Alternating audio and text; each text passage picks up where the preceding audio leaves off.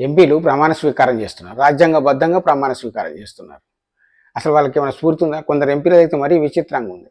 మన ఉదాహరణకు మన ఓవైసీ హైదరాబాద్ ఎంపీ జై తెలంగాణ అట, జై భీమ్ అంట, జై నీమ్ అంట, కానీ జై భారత్ కాదట, కానీ జై పాలస్తీన్ అట. పాలస్తీనా ఇజ్రాయెల్ మధ్యలో మన విదేశీయ విధానం ఏందో ఎంపీ అయి ఉంటే అతనికి తెలియదా? మనం ఒక తటస్థ వైఖరి అవలంబిస్తున్నాం, అది అయిపోయింది. ఇక అది అట్లుందా? ఇక ఇంకో బీజేపీ ఎంపీ, ఆయన పేరేదో ఉంది, చంద్రపాల్ సింగ్ గగన్వార్.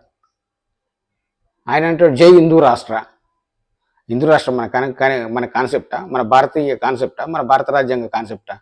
ఎవరు చెప్పారు మీకు హిందూ రాష్ట్ర అని? ఇక అది అట్లా అయింది. ఇక మన రాహుల్ గాంధీ అది ప్రమాణ స్వీకార మహోత్సవం అనుకుంటున్నాడు, లేకుంటే ఏదైనా మ్యాచ్ అనుకుంటున్నాడు, ఫుట్బాల్ మ్యాచ్ అనుకుంటున్నాడు.